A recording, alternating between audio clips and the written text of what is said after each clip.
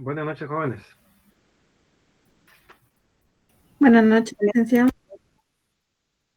Buenas noches, gusto saludarlos. Buenas noches, licenciado. Qué bueno oírles. Buenas noches, Lee. Espero que todos, buenas noches, espero que todos estén bien.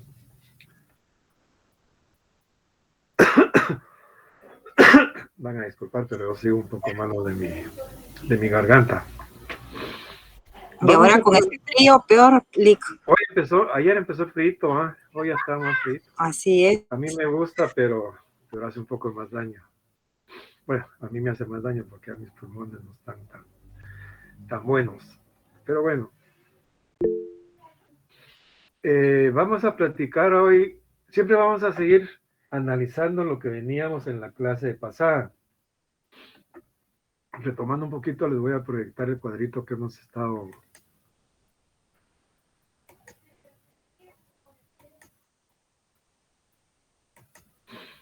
Aquí es donde hemos estado.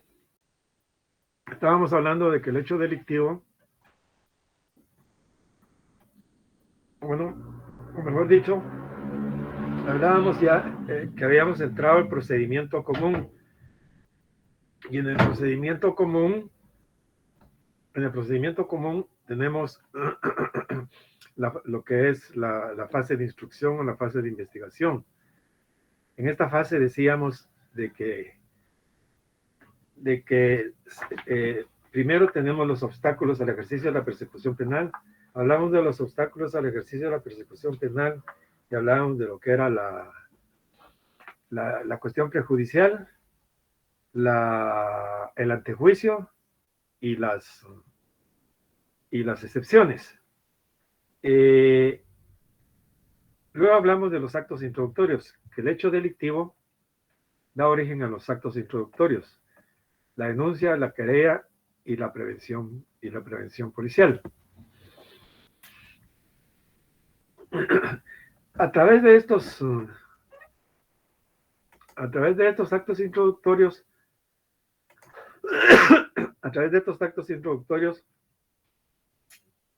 se ingresan al proceso los primeros datos, o sea, los primeros datos que le van a servir al Ministerio Público para iniciar una investigación.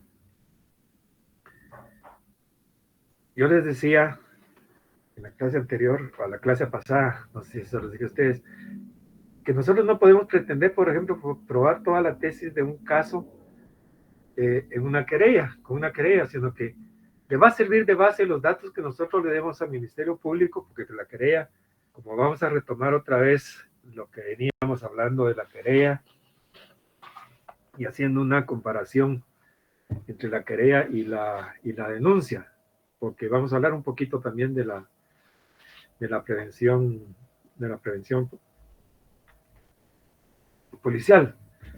Decíamos de que la denuncia puede presentarse por escrito o verbalmente ante un órgano competente, así generalizando policía, tribunales o el Ministerio Público.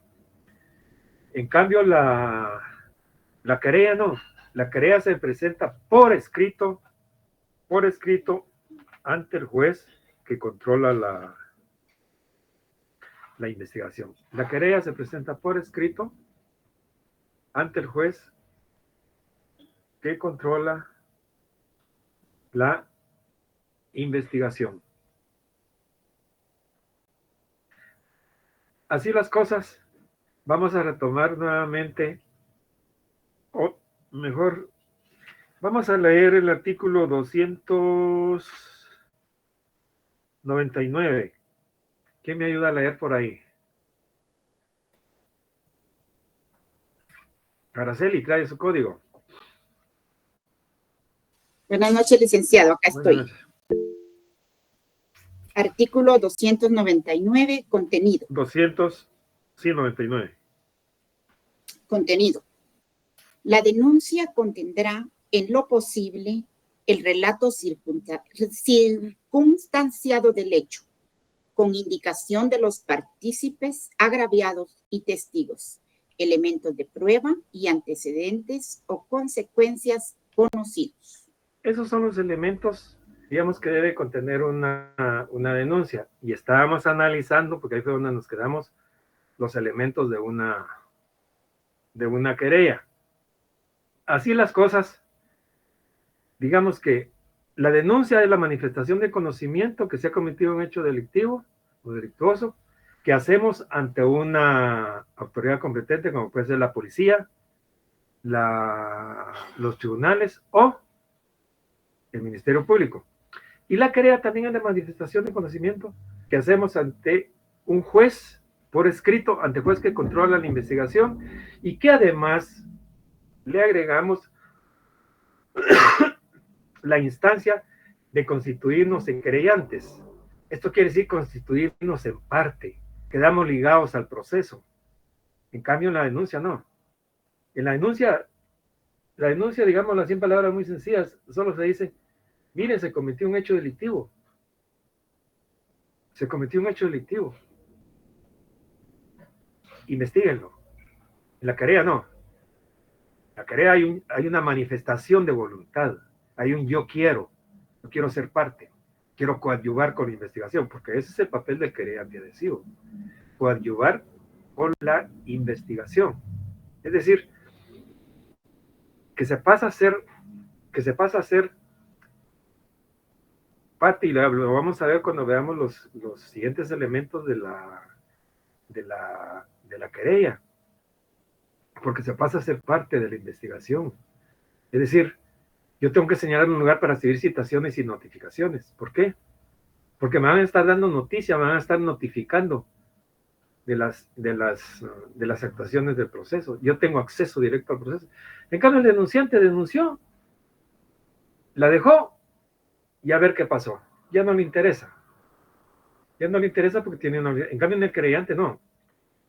Y el querellante, recuérdense, que tiene que ser la persona agraviada. Porque no tenemos el ejercicio de la acción popular, que por cualquier delito nosotros queramos ir a ¿cómo se llama?, a constituirnos en querellantes.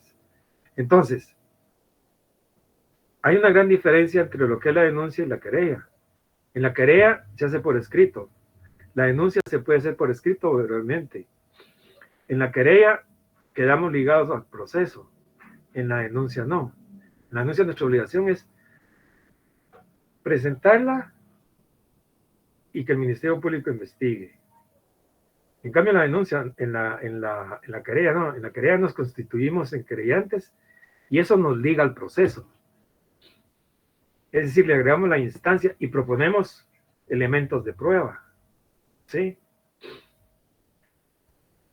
Pregunto, ¿tienen alguna duda todavía en cuanto a lo que es en sí la denuncia y lo que es la denuncia y lo que es ¿cómo se llama? La querella. Sí, Lionel. Buenas noches, licenciado. Gusto saludarlo. Igualmente. Por lo que entendí, entonces, la denuncia puede ser oral o escrita, se puede presentar ante el Ministerio Público o la Policía Nacional. O un tribunal. O tribunal, ok. Y lo que es la querella se presenta ante el juez y se presenta por escrito. Correcto, ante el juez que controla la investigación y se presenta por escrito. Gracias, Lick. Okay. ¿Alguna otra pregunta?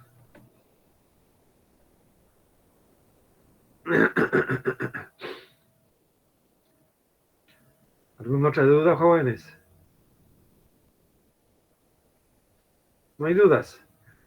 Es que cuando se quedan así todos callados, a mí me gustaría estar presencialmente para ver sus gestos, porque yo sé que quedan algunas inquietudes por ahí y a veces no nos atrevemos a preguntar, pero aquí todavía es más Yo, fácil. licenciado, disculpe. Entonces, la denuncia solo es cuando nosotros vamos y denunciamos el delito, ¿verdad? Y no tengo participación en nada. Solo Correcto. vengo y lo denuncio. En cambio, Correcto. la querella, yo voy a manifestar mi voluntad de que quiero saber cuál es el proceso y voy a ser parte del proceso, ¿verdad? Así es. Ah, ok. Muchas gracias, Y licenciado. coadyuva con investigación. Puede proponerle elementos de prueba para que el Ministerio Público los tome en cuenta. Acá no la denuncia. Por eso también se toma el querellante adhesivo, ¿verdad? Por eso es que se le llama querellante adhesivo. En eso. Así ya. es. Gracias, muy, muy amable, licenciado. Con gusto. ¿Alguna otra pregunta, jóvenes? Vamos a retomar entonces el 302. Por favor, Araceli. Con gusto. Artículo 302, querella. La querella se presentará por escrito ante el juez que controla la investigación y deberá contener: 1. Nombres y apellidos del querellante y, en su caso, el de su representado. Hasta 2. ahí. Hasta ahí. Ahí nos habíamos quedado en la clase anterior, antes del examen. La querella se presentará por escrito ante el juez que controla la investigación y deberá contener nombres y apellidos del querellante y, en su caso, el de su representado. Pregunto, ¿ya tenemos claro cuando hablamos el de su representado? Hablábamos de dos situaciones. Una es cuando se otorga un mandato y la otra es cuando se otorga, o mejor dicho, una persona individual actúa en nombre de una sociedad, de una persona jurídica, que es una sociedad que está compuesta por personas individuales y que colectivamente forman una persona jurídica, la sociedad de Litos S.A. Pero esta sociedad va a estar representada por un representante legal, y este es el que va a ejercer las funciones de persona para poder acusar criminalmente o si para defenderse, etcétera, etcétera. Y el otro caso es, como les digo, cuando una persona individual otorga un mandato a una persona jurídica, a una persona individual, porque no puede comparecer personalmente o no quiere, no tiene tiempo, etcétera, etcétera. Delega esa facultad en una persona individual. No sé si tenemos claro eso o todavía no está claro, lo explicamos. ¿Hay preguntas, dudas? Por favor, pregunten.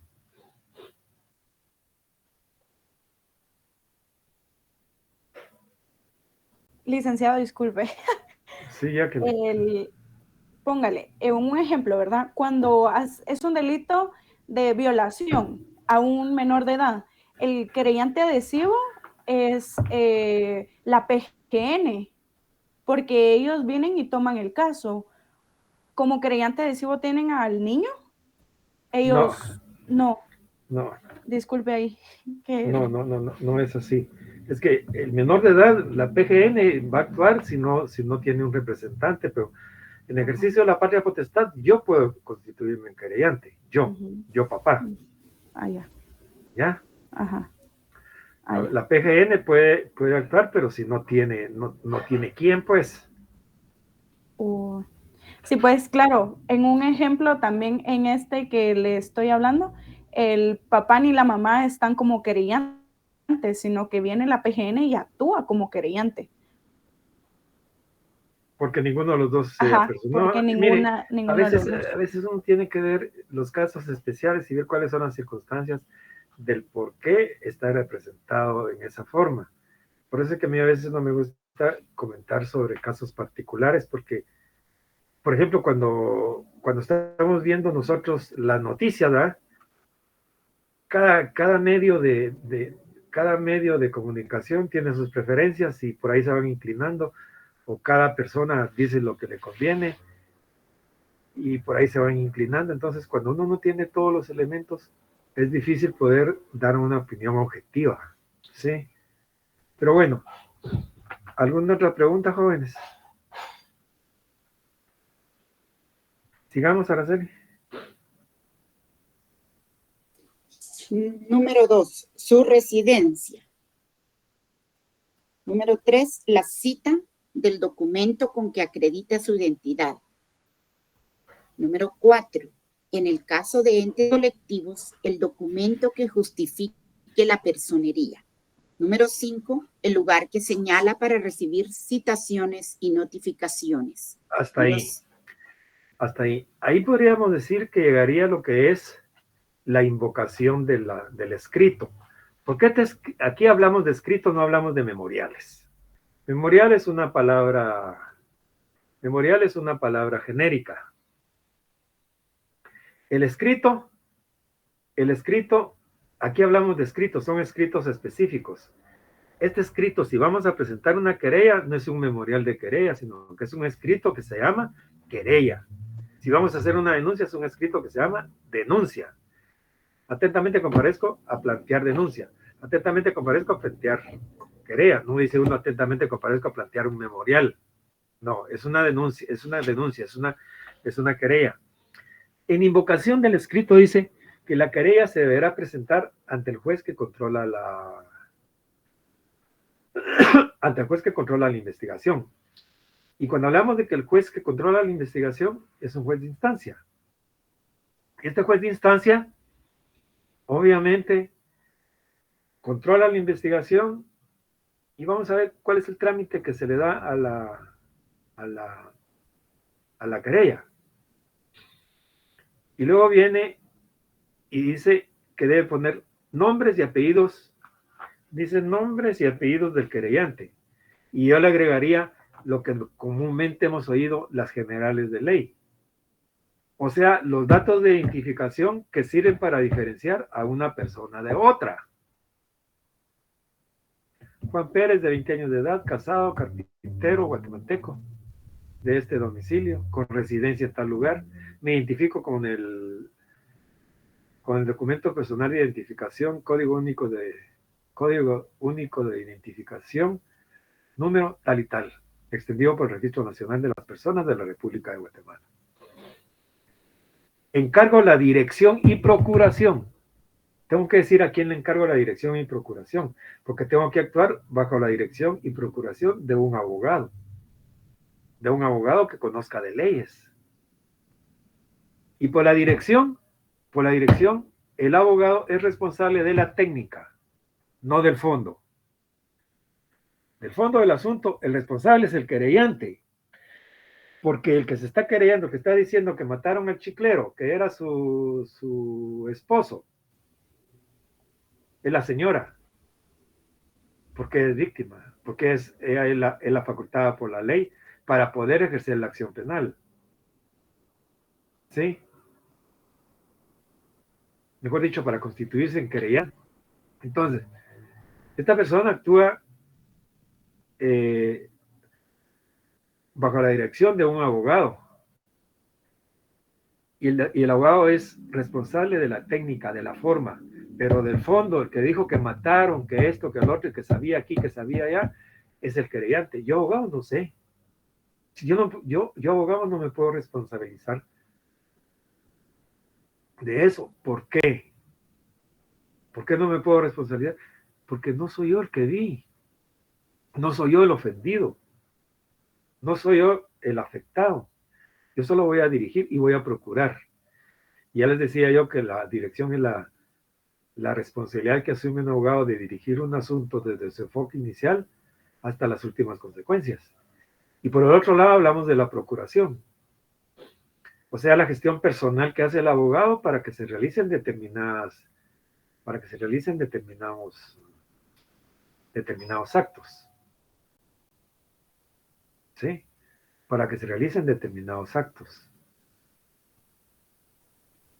Es decir, para que hagan esto, para que hagan otro, mire, hagan el favor, que hagan esto, que hagan aquí, que hagan allá, etcétera, etcétera.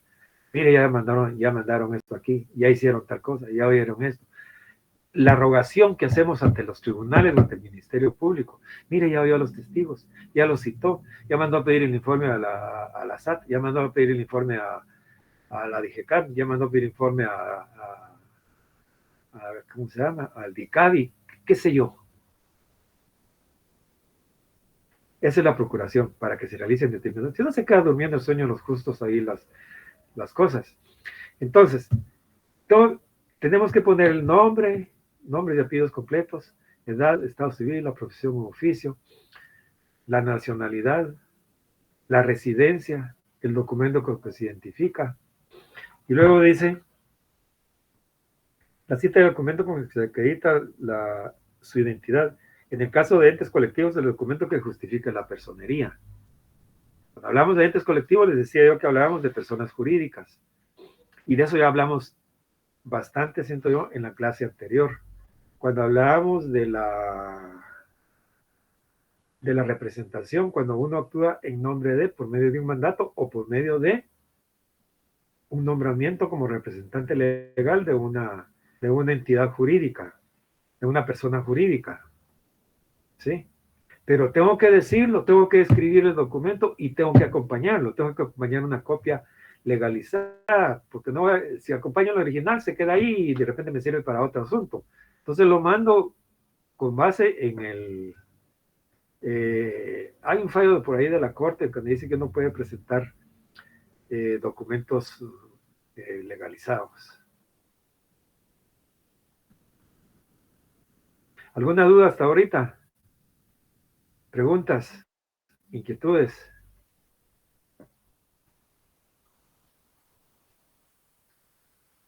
No hay preguntas. Como les digo, yo quisiera verle la carita a cada uno cómo están para ver, para determinar si hay dudas o no y preguntarlo. A ver, ¿usted tiene claro todo o no lo tiene? Pregunten, ¿no hay dudas, jóvenes?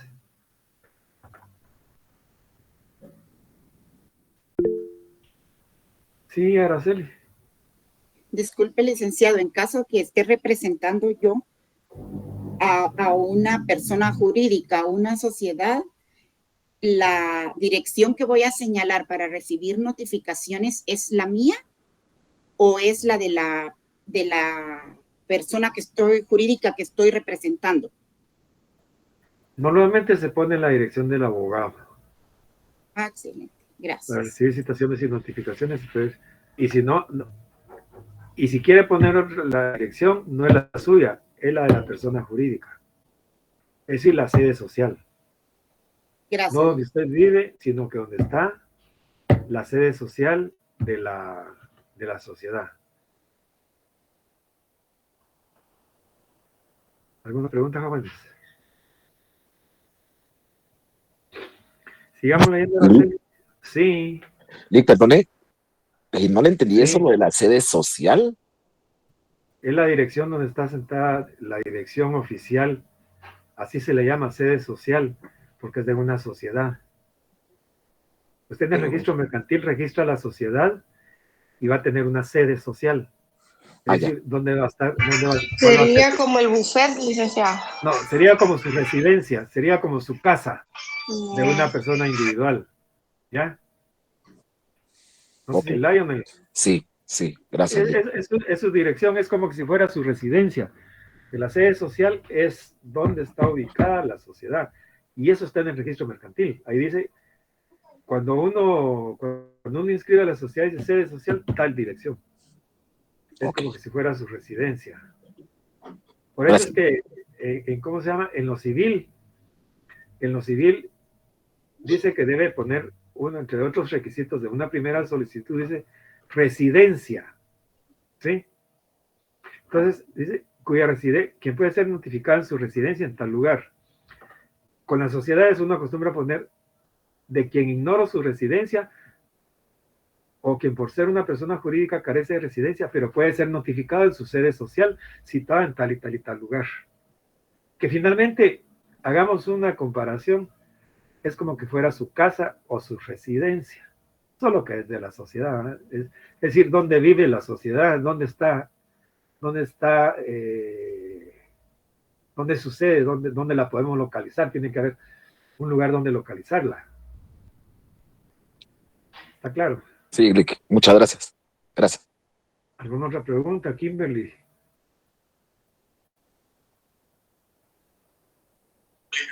No, licenciado, claro, gracias. Ok. Seguimos, por favor, mi estimada Araceli.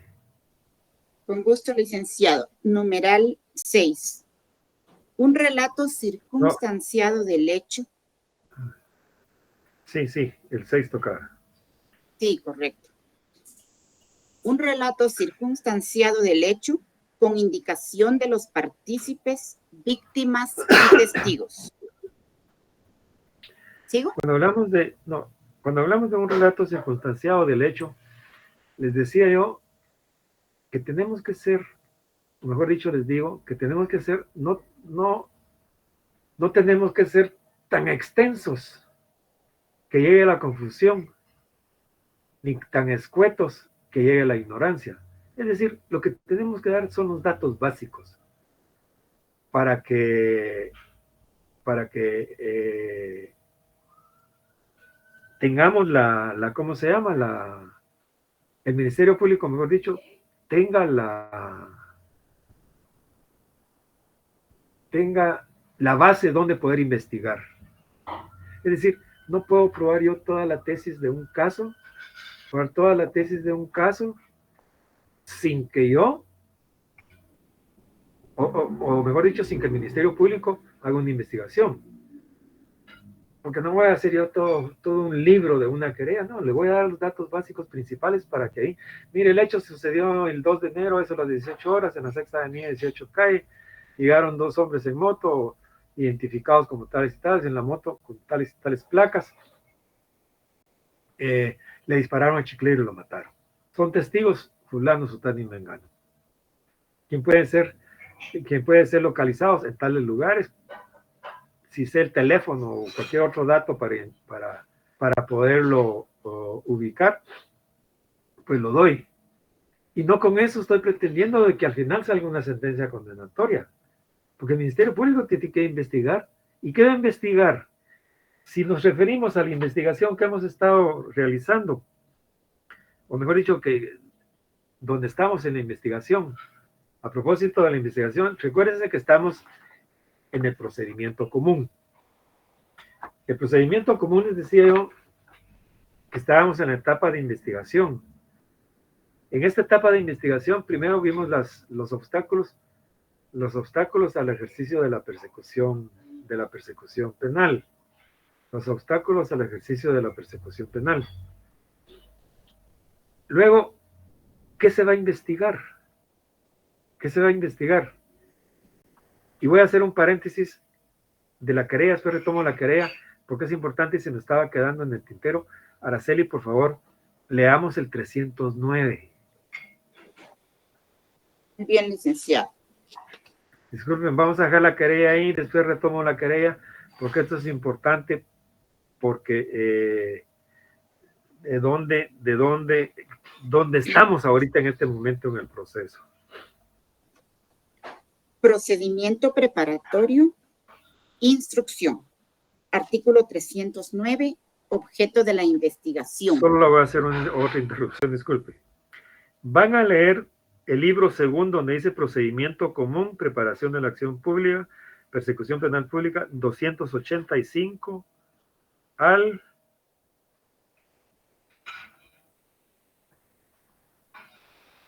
345. Sobre todo esta parte vamos a estar trabajando en este esquema que les presenté ahí que tienen ustedes ya ahí de la etapa de investigación. Ahora, por favor, Araceli, el 309. Muy bien, objeto de la investigación. En la investigación de la verdad, el Ministerio Público deberá practicar todas las diligencias pertinentes y útiles para determinar la existencia del hecho, con todas circunstancias de importancia para la ley penal. Asimismo, deberá establecer quiénes son los partícipes, procurando su identificación y conocimiento de las circunstancias personales que sirvan para valorar su responsabilidad o influyan en su punibilidad. Verificará también el daño causado por el delito, aun cuando no se haya ejercido la acción civil.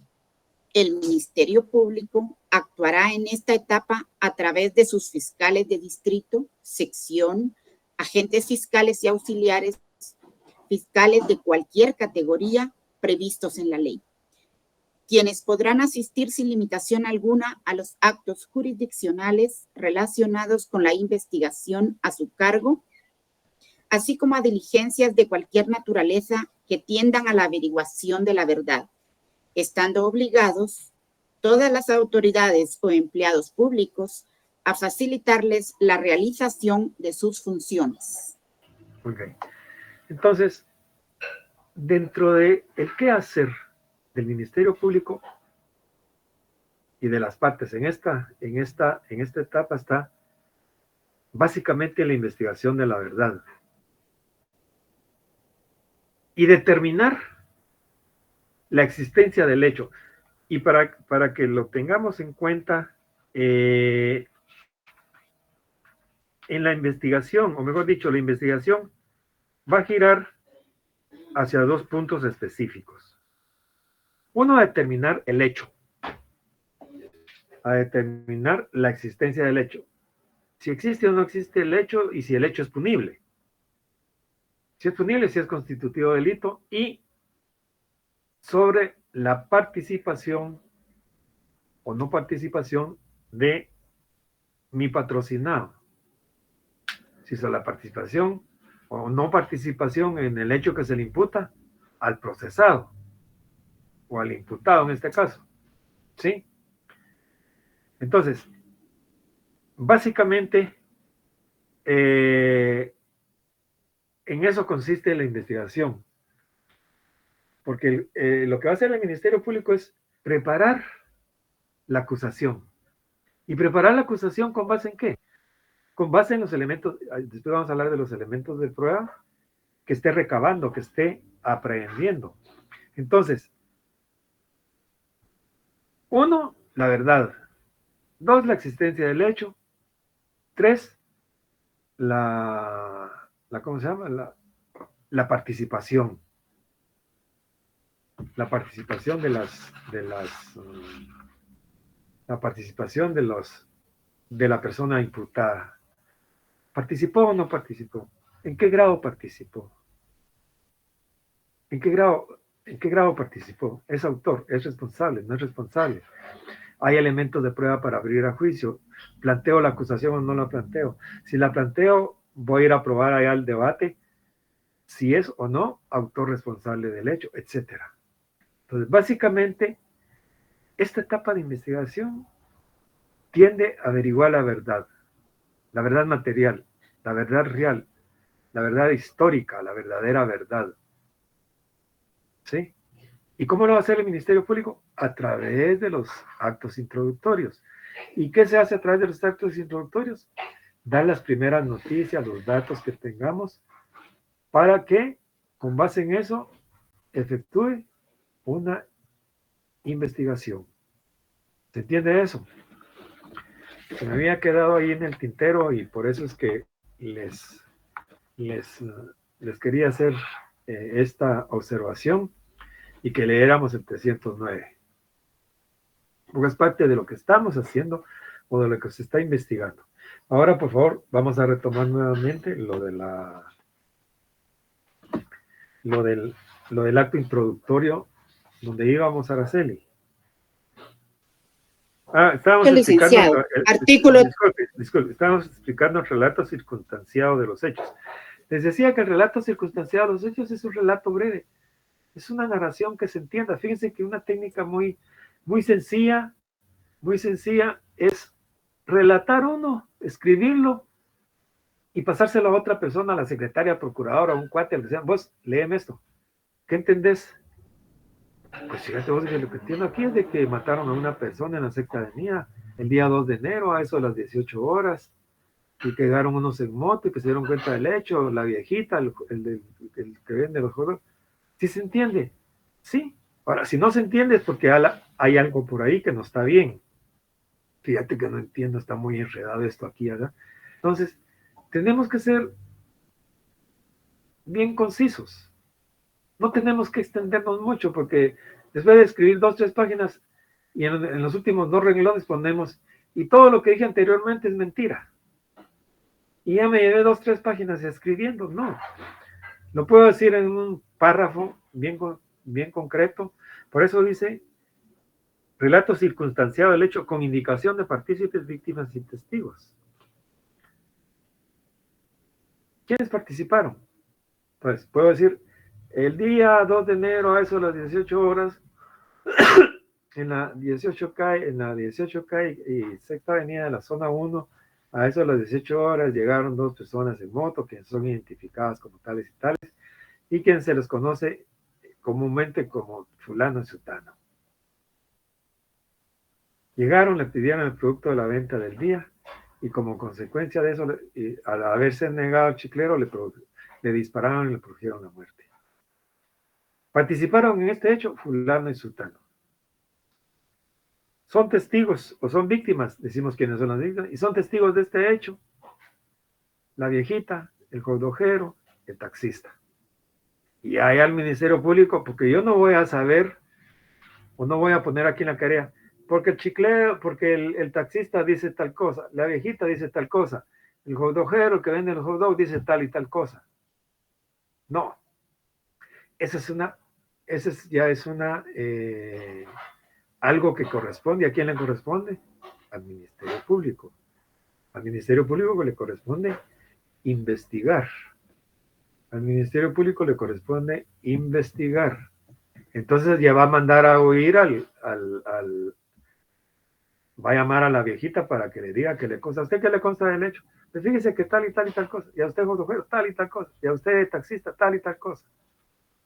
Pero no lo voy a poner yo en la querella, porque si no la querella ya no investiga nada el Ministerio Público. Y la facultad de investigar es del Ministerio Público. Yo querellante puedo coadyuvar, puedo ayudar, puedo decirle que puede hacer, pero no es que tenga yo la facultad de investigar. Esa facultad es del Ministerio Público. Entonces, así es como vamos. ¿Seguimos, Araceli? Muy bien, Lick. Artículo 302, numeral 7. Elementos de prueba y antecedentes o consecuencias conocidas. Hasta ahí. Y Hasta ahí.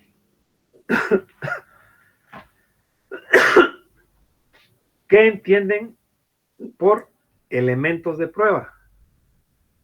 Quiero oír opiniones.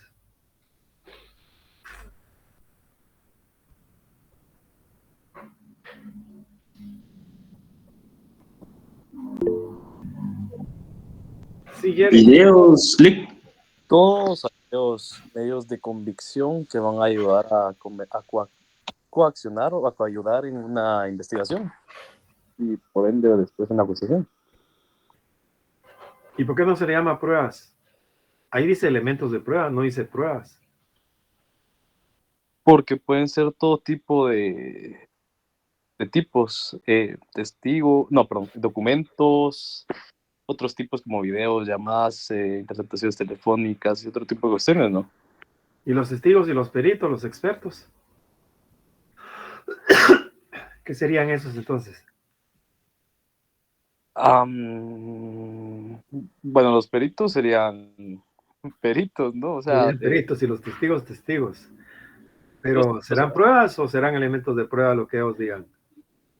los testigos serían pruebas, ahora serían elementos de prueba. Ahora ¿Elementos de prueba o pruebas? Porque no es lo mismo un elemento de prueba que una prueba. Sí, pues sería prueba, pero los peritos serían profesionales que comprueban la prueba. Oscar, usted había dicho algo. Yo considero que los elementos de prueba, Lick, incluyen videos, armas de fuego, también personas que puedan, en este caso, testigos. Machetes, cuchillos, bombas, granadas, ametralladoras. ¿Qué dicen los demás?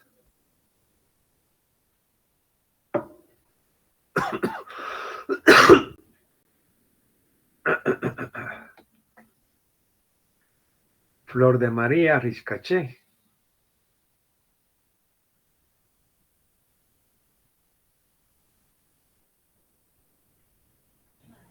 Si fue con arma de fuego, casquillos. Yo casquillos le digo, no sé cómo se llama. Casquillos. Sí, eso es Flor que de María. Sí, Leila. se cubren las balas.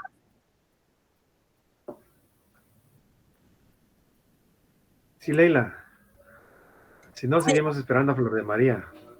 Eso que recubre las balas, pienso yo.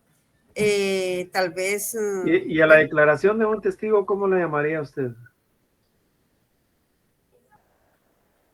Yo le llamaría, bueno, declaración. O al dictamen de un médico forense. Dictamen. Ay, no sé, licenciado. María José. Licenciado, buenas noches. Yo acá lo interpreto como todos los elementos de prueba podrían colocarse los testigos, también los peritos. Estos serían como elementos, ya los casquillos y todo lo que estaban indicando ya serían como las pruebas, no los elementos. ¿Qué dice Jeremy? Perdón. Perdón, también podría agregarse como una declaración jurada de alguna, puede ser factura también, donde falsearon la factura, por ejemplo, entonces eso ya es un medio de prueba. Es un medio de prueba, pero aquí lo que dice, lea lo que dice el código, Jeremy. El numeral que es, numeral 7 creo que dijo. Voy. Numeral Sí, 7.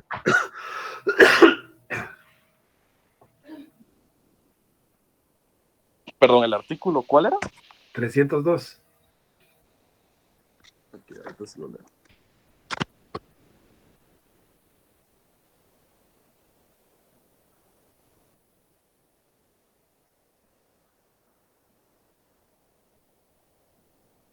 Numeral 7. Perdón, numeral 7 me... Ah, no, perdón.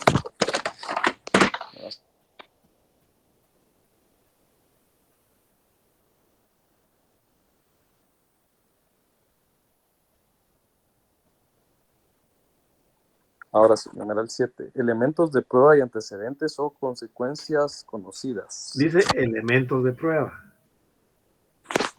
No dice pruebas. Es correcto. Alguien más estaba levantando la mano ahí que no me di cuenta. No me recuerdo. Yo, licenciado, disculpe. Los Cintia, elementos de prueba pueden ser, póngale un ejemplo, los antecedentes penales y policíacos, cuando dicen de que la persona nunca ha estado detenida. Entonces, voy a demostrar que la persona al que yo estoy defendiendo nunca ha estado detenido. ¿Y qué